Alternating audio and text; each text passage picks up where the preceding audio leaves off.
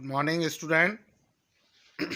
आज हम पढ़ते हैं क्लास 12th के व्यावसायिक अध्ययन बिजनेस स्टडी के अंदर यूनिट 3 का अगला टॉपिक विमुद्रीकरण डीमोनेटाइजेशन।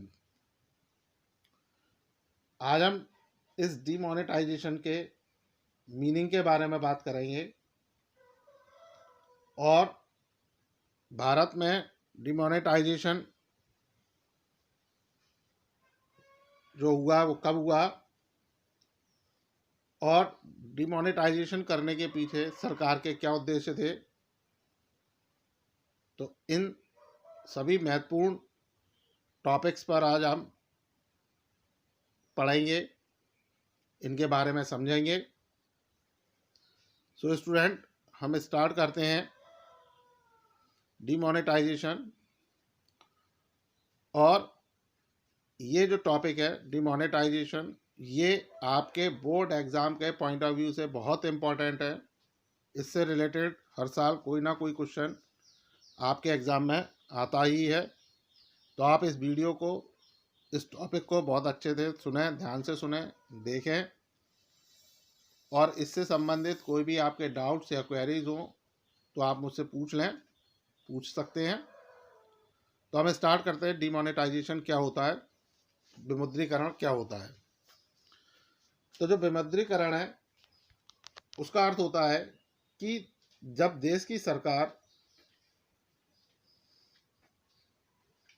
जो देश में प्रचलित मुद्रा है उसको वैधानिक रूप से प्रतिबंधित कर देती है, यानी किसी भी देश के अंदर जो मुद्रा चलन में है, जो मुद्रा चल रही है, जो करेंसी चलती है, चालू है, चल रही है, उसको बैन कर देना, उसको उस पर रोक लगा देना है, डिमोनेटाइजेशन होता है।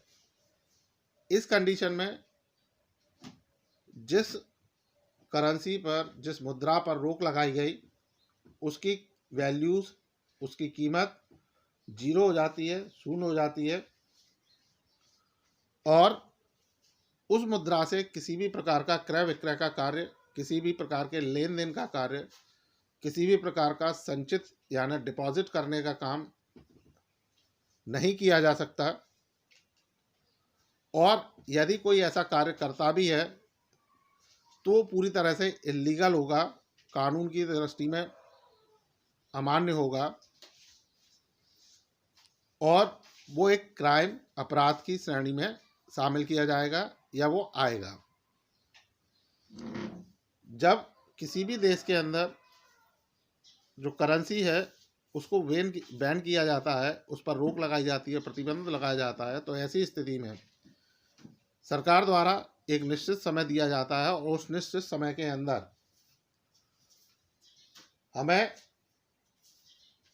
वो प्रतिबंधित मुद्रा को बैंक में जाकर या तो जमा करना होता है या बैंक में जाकर उस प्रतिबंधित मुद्रा को नई मुद्रा में बदलना होता है।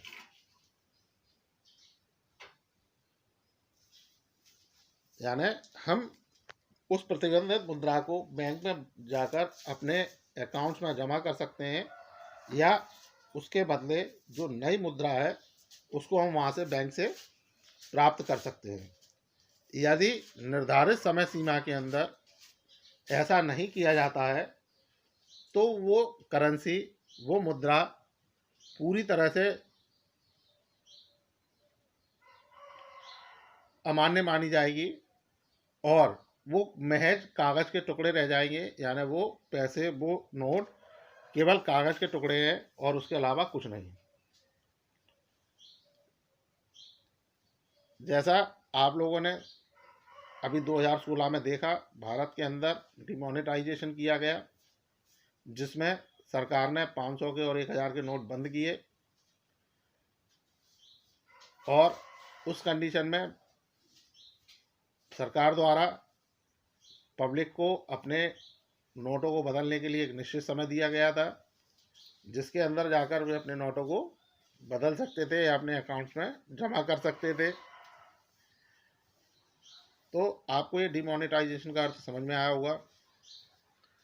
इसी में जब हम आगे बढ़ते हैं तो हम ये पे देखेंगे कि भारत में डिमोनेटाइजेशन कब कब किए गए।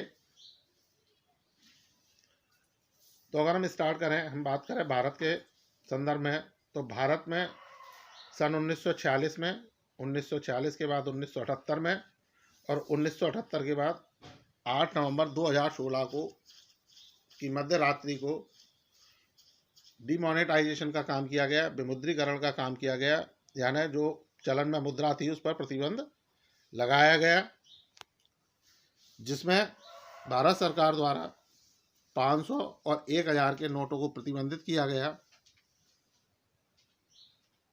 यानी 500 1000 नोटों को विमुद्रीकरण उनका कर दिया गया, अर्थात वो जो मुद्रा थी वो लीगल नहीं रही, विधिग्राह्य नहीं रही, कानून के नियमों के अनुसार नहीं रही वो, और उसके स्थान पर भारत सरकार द्वारा 2000 के नोट जारी किए गए। 10 नवंबर 2016 को और 13 नवंबर 2016 को 500 के नए नोट जारी किए गए। अब भारत सरकार द्वारा ये जो कदम उठाया गया, विमुद्रीकरण का कदम उठाया गया, डिमोनेटाइजेशन की जो स्टेप ली गई, उसका पीछे सरकार के क्या उद्देश्य थे? तो उसके पीछे जो सरकार का सबसे प्रमुख उद्देश्य था वो था भ्रष्टाचार पर अंकुश लगाना। यानी भारत में जो बहुत तीव्र गति से भ्रष्टाचार, करप्शन बढ़ रहा था, उसको रोकना सरकार का महत्वपूर्ण कार्य था। और रोकने के लिए, इस भ्रष्टाचार के कार्य को रोकने के लिए सरकार द्वारा डिमोनेटाइजेशन का सहारा लिया गया। इसी क्रम में अगला था जाली करेंसी,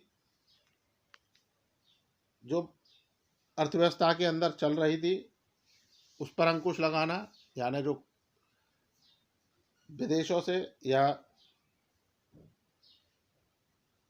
जो जाली नोट, देश विदेश से जो जाली नोट अर्थव्यवस्था के अंदर चल रहे थे, नकली नोट अर्थव्यवस्था के अंदर चल रहे थे, ऐसे नोटों को रोकने के लिए भी, ऐसे नोटों पर अंकुश लगाने के लिए भी भारत सरकार को डिमोनेटाइजेशन का कार्य करना पड़ा, विमुद्रीकरण का कार्य करना पड़ा।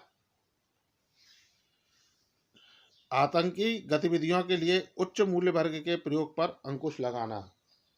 यानी जो आतंकी गतिविधियां भारत में बढ़ रही थी या वो जोर पकड़ रही थी, उनको रोकने के लिए भी जो उच्च वर्ग के, यानी ऊंचे मूल्य वाले जो नोट थे, ज़्यादा मूल्य वाले नोट थे, उनको रोकना भी डिमोनेटाइजेशन का मेन ऑब्जेक्ट रहा, मुख्य उद्देश्य रहा। इसी क्रम में अर्थव्यवस्था में समानांतर रूप से चल रहे काले धन पर अंकुश लगाना।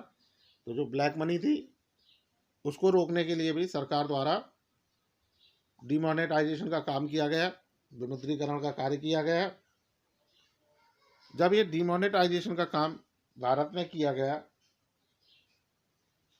उस समय जो 86% मनी थी, 86% पैसा था, वो पूरी तरह से अवैध घोषित कर दिया गया। सो स्टूडेंट, ये आपको डिमोनेटाइजेशन, विमुद्रीकरण का अर्थ, भारत में कब किए गए और साथ ही इसके क्या उद्देश्य रहे, समझ में आए होंगे। ये आपके बोर्ड एग्ज़ाम के लिए बहुत महत्वपूर्ण बिंदु है। सो आप इसे बहुत अच्छे से समझें, याद करें। So thank you.